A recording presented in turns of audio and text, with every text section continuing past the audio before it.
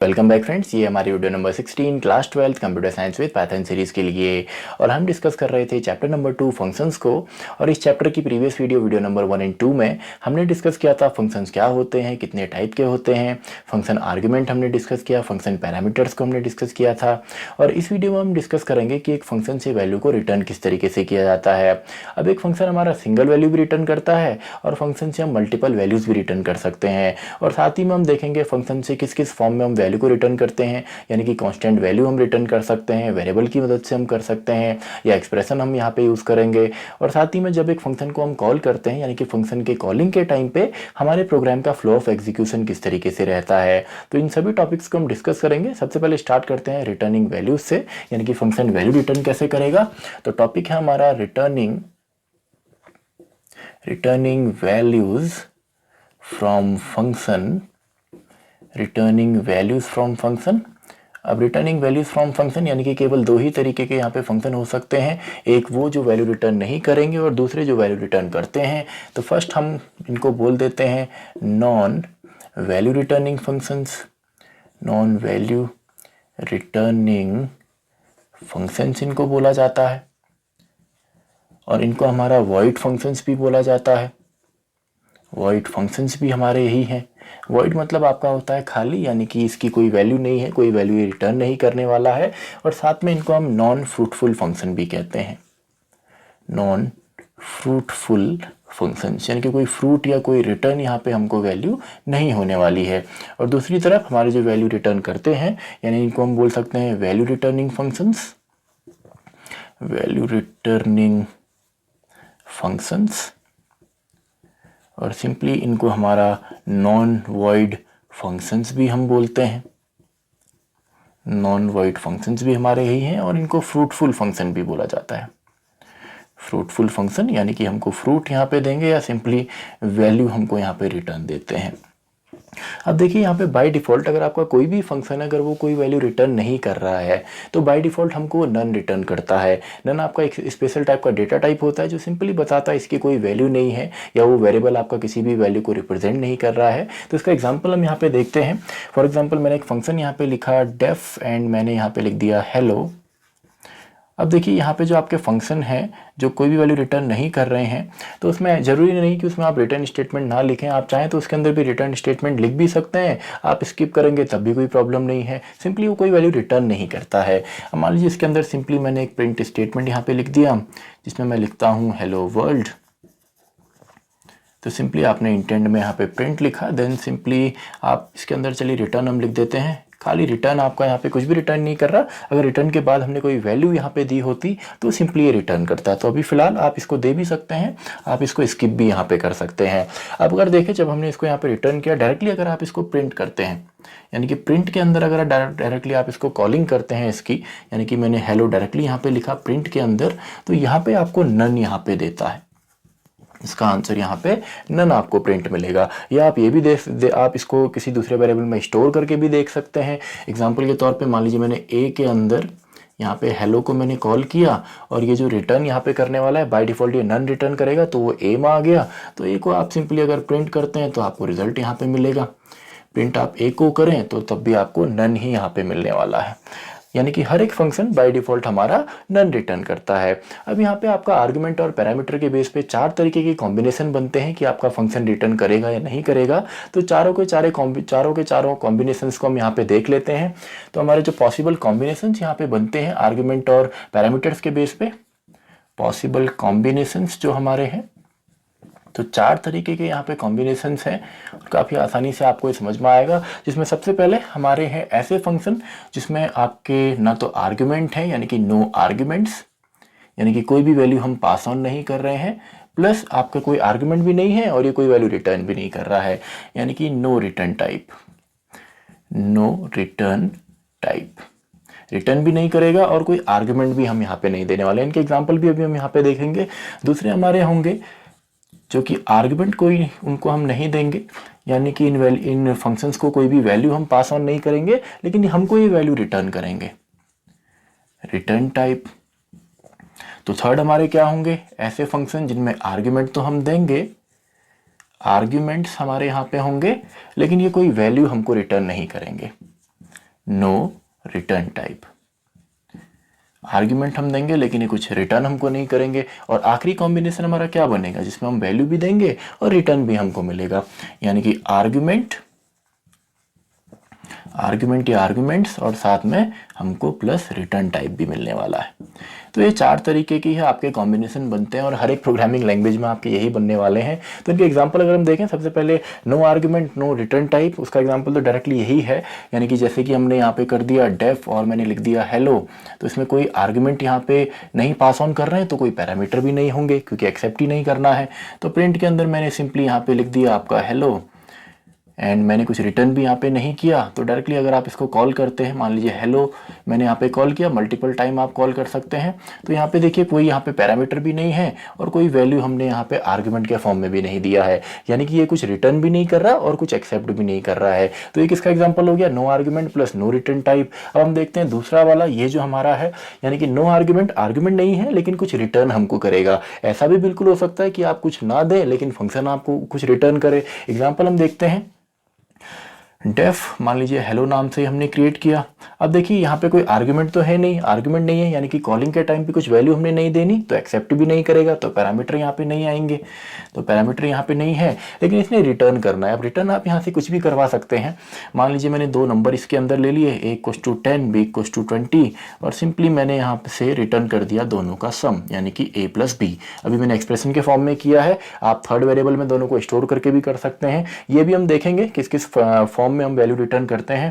Then simply आप इसे यहाँ से कॉल करें हेलो, तो सिंपली अब देखिए हेलो हमने कॉल किया, लेकिन हेलो अगर मैं डायरेक्टली लिखता हूं तो ये कॉल होगा, वैल्यू रिटर्न होगी, लेकिन हमें पता नहीं चलेगा उसने रिटर्न क्या किया है। तो आप ये हेलो डायरेक्टली ना लिख के, अगर इसको मैं एक ही इंटेंट में लिखूं तो हेलो आप डायरेक्टली ना लिख के इसको आप प्रिंट में यहाँ पे लिख सकते हैं। प्रिंट में अगर आप हेलो लिखते हैं तो प्रिंट में सिंपली आपको यहाँ पे आंसर मिलेगा, यहाँ से रिटर्न करेगा A + B, यानी कि 20 + 10 30, तो 30 आपका डायरेक्टली यहाँ पे प्रिंट होगा। लेकिन बाय डिफॉल्ट अगर डायरेक्टली हम प्रिंट में डालते हैं और कुछ भी रिटर्न नहीं होता तो क्या प्रिंट होता है, नन हमारा प्रिंट होता है। या आप इसको एक वेरिएबल में भी स्टोर कर सकते हैं, यानी कि मान लीजिए P नाम का मैंने वेरिएबल लिया और इसमें मैंने हेलो से जो वैल्यू आ रही है उसको मैंने इसमें असाइन कर दिया और ये काम इंटरनली होता है, यानी कि इस स्टेटमेंट में इंटरनली आपका कुछ इस तरीके से काम हो जाएगा। P के अंदर आपका 30 आ जाएगा, क्योंकि 10 and 20 30 आने वाला है, तो वो हमने आपका P के अंदर डाला एंड P को आप प्रिंट कर दीजिए। अब आप यहाँ पे डायरेक्टली यूज़र से भी रीड करवा सकते हैं, अभी तो हमने डायरेक्टली यहाँ पे वैल्यू ली है, तो प्रिंट P मैंने किया तो इसका रिजल्ट भी मुझे 30 यहाँ पे मिलने वाला है। तो एक इसका एग्जांपल हो गया जहाँ पे हमारे आर्ग्यूमेंट हमने नहीं दिए लेकिन हमको ये रिटर्न कर रहा है। तो थर्ड हमारा argument plus no return type, यानी कि कुछ रिटर्न नहीं करेगा लेकिन वैल्यू हमने सेंड करनी है, तो ऐसा भी हम कर सकते हैं। मान लीजिए इसी को अगर हम आगे देखें, मान लीजिए मैंने डेफ हेलो यहाँ पे किया और आर्ग्यूमेंट हमने देने हैं, तो पैरामीटर भी होगा। अब यहाँ पे मान लेते हैं हमने 2 वैल्यू यहीं पे ले ली, ए और बी, जो हम एक्सेप्ट करेंगे, और इनका सम हम यहीं पे निकाल देते हैं। प्रिंट में मैंने यहाँ पे लिख दिया सिंपली आपका सम आपका A + B है, तो यहीं पे मैंने कर दिया, कुछ मैंने रिटर्न यहाँ पे नहीं किया, ये सिंपली इसके इंटेंट में है, ये तो आपको ऑलरेडी पता ही है कि किस तरीके से इंटेंट में यहाँ पे किया जाता है। आप इंटर मारें बाय डिफॉल्ट आएगा, या 4 बार आप स्पेस करते हैं तो भी आपका ये इंटेंट ही होता है। तो यहाँ पे देखिए कुछ भी वैल्यू रिटर्न नहीं हो रही लेकिन आर्ग्यूमेंट हमने देने हैं। तो जब हम हेलो को यहाँ से कॉल करेंगे तो हमने सबसे पहले 2 and 4 यहाँ पे दिया, तो 2 and 4 A and B में जाएगा एंड सिंपली उसका सम आएगा, यानी कि 6 यहाँ पे मिलेगा। वैसे ही आप यहाँ पे कुछ वेरिएबल भी ले सकते हैं, अगर आप वेरिएबल यहाँ पे लेते हैं तो वेरिएबल भी आप पास आउट कर सकते हैं। फिलहाल मैंने 2 and 10 यहाँ पे दे दिया, इसका यहाँ पे सिंपली आपका 12 आएगा, यानी कि हम आर्ग्यूमेंट तो दे रहे हैं लेकिन कोई रिटर्न यहाँ से नहीं आ रहा, वहीं पे सारा का सारा काम हो रहा है। तो ये क्या है, argument plus no return type. And finally argument and return type, यानी कि वैल्यू भी दीजिए और वहां से रिटर्न भी मिलेगा। एग्जाम्पल के तौर पर डेफ मैंने लिखा हेलो, मैंने लिखा A, B एंड सिंपली यहाँ से मैं रिटर्न कर देता हूँ आपका A + B। तो ऐसा हम करते तो नहीं है, क्योंकि अगर वो 2 को यहाँ पे एडअप करना हो तो उसके लिए हम फंक्शन लिख के इसको रिटर्न नहीं करेंगे, डायरेक्टली हम वहीं पे A + B कर सकते हैं। लेकिन ये सिंपली एक एग्जाम्पल है। मान लीजिए डायरेक्टली अगर इसको मैं कॉल करता हूँ तो मैं यहाँ से 2 वैल्यू मैंने दे दी, मान लीजिए मैंने यहाँ पे दे दिया 4 and 8, तो ये सिंपली इसको रिटर्न करेगा। रिटर्न जो वैल्यू आएगी वो आएगी इस ब्लॉक के अंदर। तो अगेन आप इसकी वैल्यू किसी में स्टोर कर सकते हैं, ये मैंने डायरेक्टली दोबारा लिख दिया है। अब इस ब्लॉक के अंदर आएगी तो मैंने A में इसको स्टोर कर दिया, यानी कि मैंने कॉल किया, इसमें आपका स्टोर हो गया। तो सिंपली 2 and 4 वैल्यू भी हमने देनी है, तो प्रिंट में आप ए को प्रिंट कीजिए तो सिंपली इसकी वैल्यू यहाँ से इसका जो रिजल्ट है वो आपको मिलेगा। और ये आपको ऑलरेडी पता है कि रिटर्न आपका लास्ट स्टेटमेंट होता है, यानी कि अगर आपके फंक्शन में रिटर्न स्टेटमेंट आता है तब भी आपका फंक्शन टर्मिनेट होता है, और अगर फंक्शन के स्टेटमेंट खत्म होता है तब तो वो ऑटोमेटिकली टर्मिनेट हो जाएगा। तो ये तो हम ऑलरेडी पिछले वीडियो में हमने डिस्कस किया था, तो आप इसका स्क्रीनशॉट ले लीजिए। देन हम देखते हैं कि हम कौन कौन सी वैल्यू रिटर्न कर सकते हैं, यानी कि किस किस फॉर्म में वैल्यू रिटर्न होती हैं, और मल्टीपल वैल्यू हम किस तरीके से रिटर्न कर सकते हैं। तो आई होप आपने इसका स्क्रीनशॉट ले लिया होगा। तो नेक्स्ट टॉपिक हम डिस्कस करते हैं फॉर्म में हम किस तरीके से वैल्यूज को रिटर्न करते हैं। तो जब भी हम यहाँ पे वैल्यूज को रिटर्न करेंगे, वैल्यूज जब हमारी रिटर्न यहाँ पे होंगी तो सिंपली वैल्यूज को हम यहाँ पे रिटर्न कर सकते हैं आपका लिटरल्स के फॉर्म में। लिटरल्स हमारे यहाँ पे कांस्टेंट वैल्यूज होती हैं, यानी कि कांस्टेंट वैल्यू हम रिटर्न कर सकते हैं, या एक वेरिएबल की मदद से हम वैल्यू को रिटर्न कर सकते हैं, या एक्सप्रेशन हम यहाँ पे रिटर्न कर सकते हैं। अब ये देखिए आपका सेम है, जब हम फंक्शन को कॉल करते हैं तो कॉलिंग के टाइम पे भी हम वहाँ पे कांस्टेंट यूज़ कर सकते हैं, वेरिएबल यूज़ कर सकते हैं, एक्सप्रेशन को हम यहाँ पे यूज़ करते हैं, या सिंपली हम तीनों का कॉम्बिनेशन यहाँ पे करते हैं, हम इनको कंबाइन भी यहाँ पे कर सकते हैं।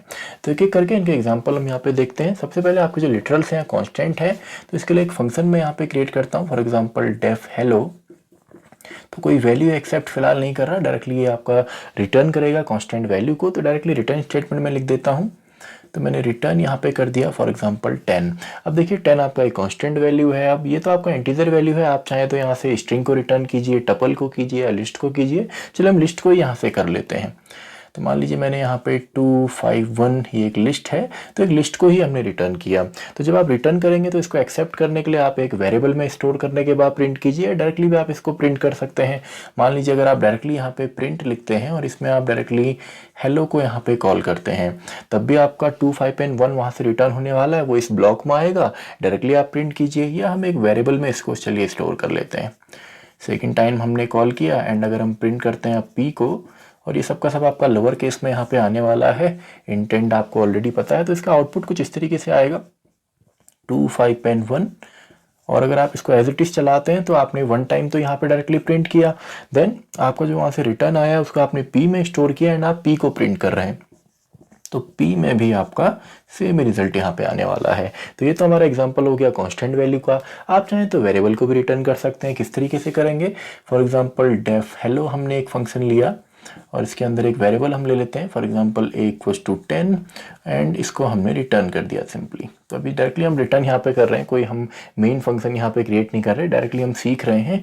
तो अगर आप प्रिंट करते हैं डायरेक्टली इस हेलो को आप कॉल करते हैं प्रिंट के अंदर, तो डायरेक्टली आपको यहाँ पे 10 मिलने वाला है, या आप इसको किसी वेरिएबल में भी स्टोर कर सकते हैं और कॉलिंग आप करें तो जब ये रिटर्न करेगा इस ब्लॉक में आपकी वैल्यू आएगी, तो इस ब्लॉक का आपने इसके अंदर, और ये काम इंटरनली होता है, यानी कि इसको अगर हम इंटरनली माने तो इंटरनली कुछ इस तरीके से यहाँ पे ये बनने वाला है। देन अगर आप इसको प्रिंट करते हैं तो डायरेक्टली आप यहाँ पे इसको प्रिंट भी कर सकते हैं। तो ये आपका एग्जांपल हो गया सिंपली वेरिएबल का। अब एक्सप्रेशन आप कैसे क्रिएट करेंगे, तो एक्सप्रेशन भी हम देख लेते हैं। मान लीजिए डेफ एंड हेलो एंड इसके अंदर मैंने एक वेरिएबल ले लिया, a equals to 5, b equals to 10 and मैं सिंपली यहाँ से रिटर्न कर देता हूँ। चलिए मैंने लिख दिया a plus B and plus 5 भी कर देते हैं। तो हमने यहाँ पे एक एक्सप्रेशन क्रिएट किया है। एक्सप्रेशन क्या होता है, इसमें आपका कांस्टेंट हो सकते हैं, वेरिएबल हो सकते हैं, ऑपरेटर हो सकते हैं, तो सभी चीज़ इसमें है। तो सिंपली जब इसको हम प्रिंट करेंगे, प्रिंट अगर हम यहाँ पे करते हैं हेलो को, तो हमें यही रिजल्ट यहाँ पे मिलने वाला है, यानी कि हेलो को प्रिंट करके आपका इसका जो आउटपुट आएगा वो आएगा 5 एंड 10 15 प्लस 5, तो 20 आपको मिलेगा। या सिंपली अगर आप यहाँ पे देखना चाहें p इक्वल्स टू हेलो आप करें तो आप एक वेरिएबल में भी स्टोर कर सकते हैं। तो सिंपली जब आप p को यहाँ पे प्रिंट करेंगे तब भी आपको यहाँ पे 20 ही मिलने वाला है, यानी कि ये हमने क्या किया, ये हमने एक्सप्रेशन भी क्रिएट कर लिया। आप एक्सप्रेशन के फॉर्म में भी रिटर्न कर सकते हैं। तो ये तो है आपका जब सिंगल वैल्यू रिटर्न हो रही है। अब हम देखते हैं मल्टी वैल्यू हम रिटर्न कैसे करते हैं। तो मल्टी वैल्यू में सिंपली आपका क्या होता है, यहाँ पे 2 तरीके हैं। या तो आप जब मल्टीपल वैल्यू रिटर्न होती हैं तो उसको मल्टीपल आप वेरिएबल्स में स्टोर कीजिए, या आप उसको टपल के फॉर्म में भी स्टोर कर सकते हैं। एग्जाम्पल के तौर पर मान लेते हैं, सबसे पहले हमने एक फंक्शन क्रिएट किया डेफ हेलो, और इसमें कोई वैल्यू फिलहाल नहीं दे रहे हैं, और इसमें वेरिएबल ले लिया a equals to 5, b equals to 3 and c equals to 1।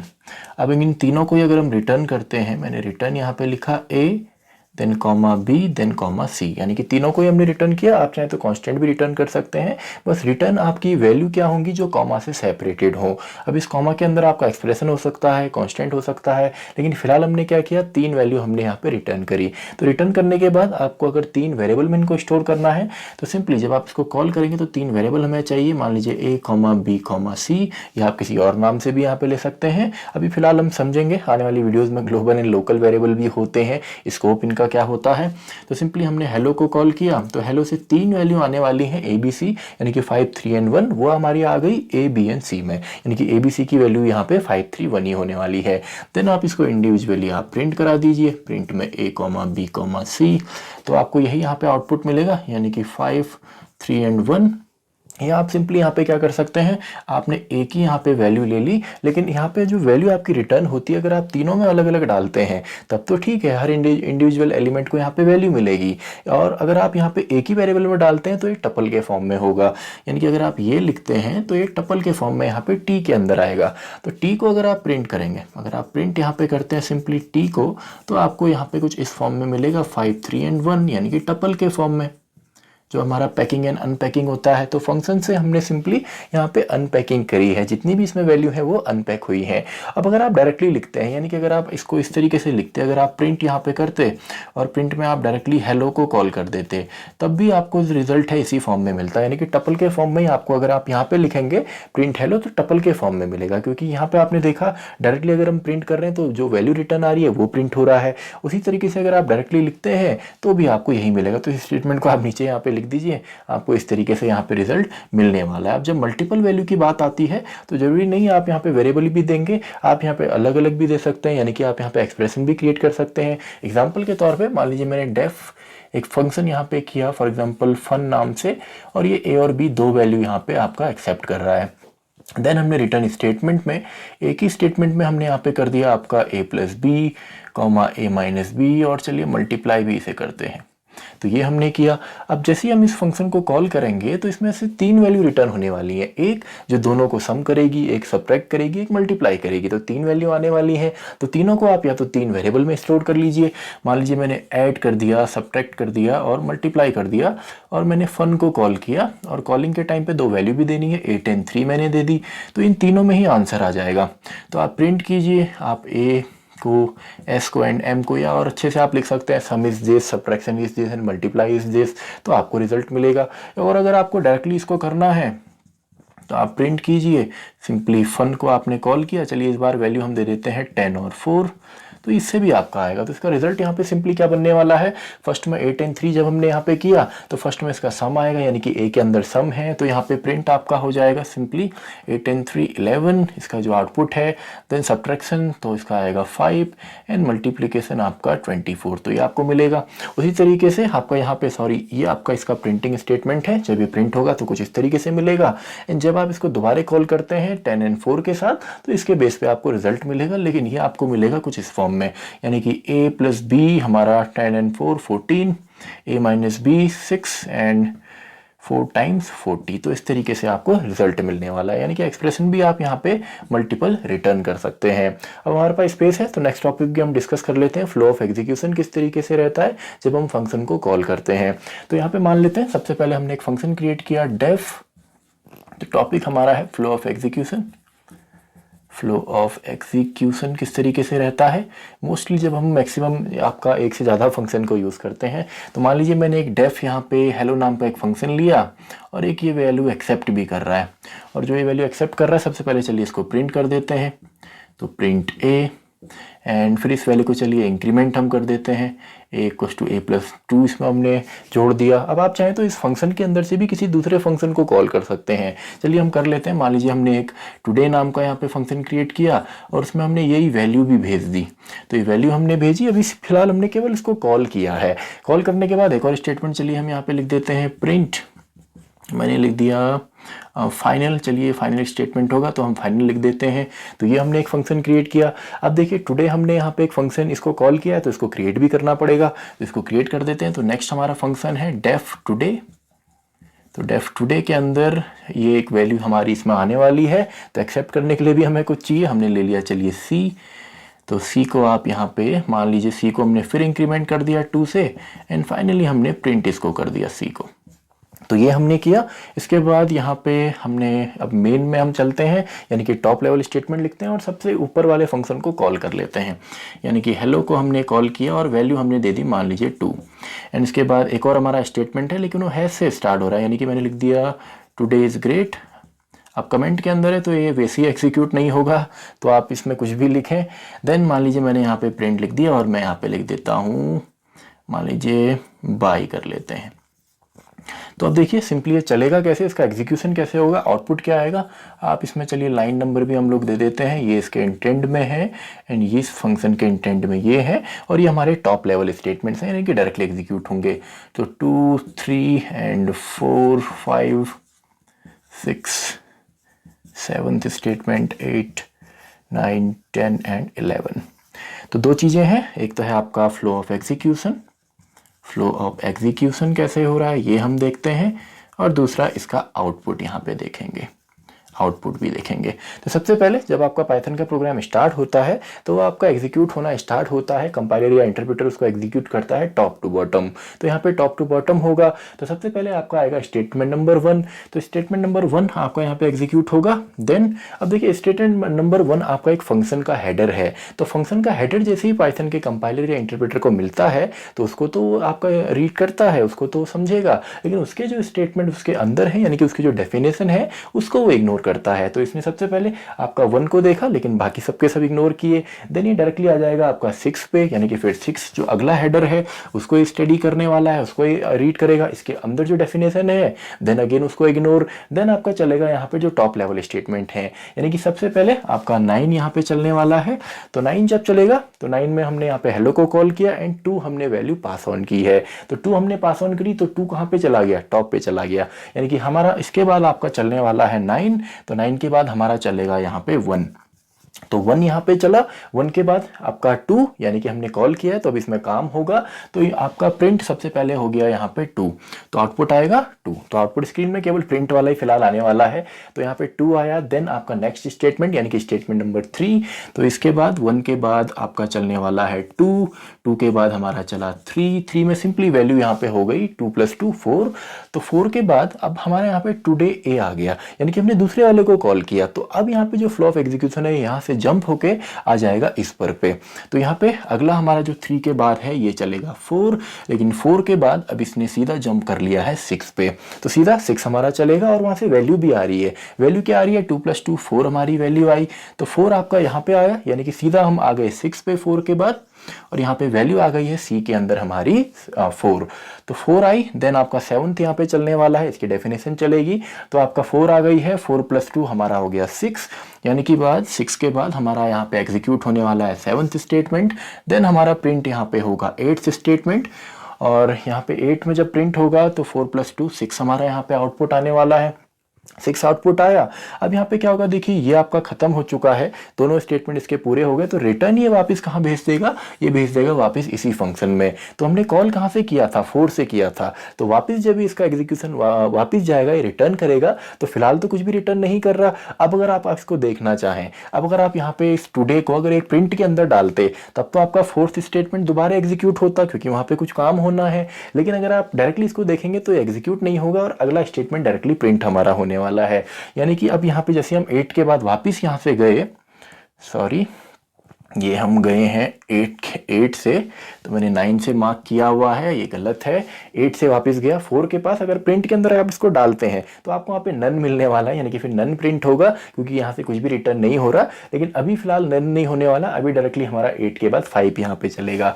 तो 8 के बाद 5 यहाँ पे चलने वाला है, और 5 में हमारा क्या है, प्रिंट फाइनल हमने किया है, तो फाइनल हमारा प्रिंट हो जाएगा। देन ये हमारा जो फंक्शन है ये भी हमारा खत्म हो गया। तो वापिस ये हमारा आ जाएगा 9 पे। अब 9 पे देखिए इसने भी कुछ रिटर्न तो किया नहीं है। अब रिटर्न नहीं किया है, लेकिन अगर आप प्रिंट में इसको डालते हैं तो अगला स्टेटमेंट ये प्रिंट होता, लेकिन यहाँ पे कुछ रिटर्न नहीं हो रहा, तो डायरेक्टली ये चले जाएगा नेक्स्ट वाले स्टेटमेंट पे। तो नेक्स्ट पे जाएगा, लेकिन 10 हमारा इग्नोर होता है, यानी कि 10 एग्जीक्यूट नहीं होगा। आपको ऑलरेडी पता है जो फंक्शन है उनको, सॉरी जो आपका कमेंट है उनको इग्नोर किया जाता है, और ये कमेंट है तो इसको इग्नोर किया जाएगा। तो डायरेक्टली आपका यहाँ पे वापस जब रिटर्न आया 5 के बाद तो डायरेक्टली ये आपका इग्नोर होने वाला है, तो नेक्स्ट हमारा डायरेक्टली 11 यहाँ पे चलेगा। तो 11 चलेगा, तो 11 में हमारा क्या लिखा हुआ है जी, बाय लिखा हुआ है। तो इस तरीके से हमारा आउटपुट ये है और फ्लो ऑफ एग्जीक्यूशन ये हमारा रहा। तो इस तरीके से आपका यहाँ पे फ्लो ऑफ एग्जीक्यूशन होता है प्रोग्राम का। आई होप आपको समझ में आया होगा किस तरीके से जंप होता है। अब आपने यहाँ पे गलती नहीं करनी। मान लीजिए आपने कुछ ऐसा किया, आपने एक फंक्शन, चलिए मैं इसको यहीं पे लिख लेता हूँ। आपने एक डेफ लिखा, आपने एक एच नाम का फंक्शन किया, देन आपने पी नाम के फंक्शन को कॉल किया एंड आपने इसके अंदर और स्टेटमेंट लिखे हैं। देन जब आपने दोबारा पी को यहाँ पे डेफिनेशन आपने दी, तो पी के अंदर आपने गलती से यहाँ पे एच को दोबारा कॉल कर दिया। एंड देन आप मान लीजिए सबसे पहले आपने आउटर मोस्ट या टॉप लेवल स्टेटमेंट में जब आप एच को कॉल करते हैं तो सबसे पहले ये एच के पास जाएगा, तो एच के बाद दोबारा पी के पास आएगा, पी से दोबारा एच में चला जाएगा। तो आप इसको करके देखें, आपको सिंपली वहाँ पे एरर मिलेगी, आपकी स्क्रीन आपको चलती हुई मिलेगी। जो स्टेटमेंट प्रिंट इसके अंदर अगर है तो प्रिंटिंग स्टेटमेंट मिलेंगे और चलता हुआ नजर आएगा। और ये एक एरर आपकी होती है, इसमें इन्फिनिटी टाइम आपका जो फंक्शन कॉल है वो चलता है और तब तक चलेगा जब तक कि ओवरफ्लो नहीं हो जाता वहाँ पे। तो इस तरीके से आप ना करें, यानी कि आपको रिटर्न यहाँ पे देखना है कि सही तरीके से आपका जो यहाँ पे प्रोग्राम है वो आपका यहाँ पे टर्मिनेट भी हो रहा है, खत्म भी हो रहा है। तो इस तरीके की आप इसे ट्राई करना, इसे क्या पता आपको वहाँ पे समझ में आ जाएगा जब ये मल्टीपल टाइम यहाँ पे एग्जीक्यूट होता है। तो इसी के साथ हमारे टॉपिक्स भी खत्म होते हैं और ये वीडियो भी खत्म होती है। आप चाहे तो इसका स्क्रीनशॉट ले सकते हैं नोट्स के लिए। तो आई होप आपने इसका स्क्रीनशॉट ले लिया होगा। तो इसी के साथ हमारी ये वीडियो भी खत्म होती है, वीडियो नंबर 16। मैं मिलता हूँ आपसे अगली वीडियो में, वीडियो नंबर 17।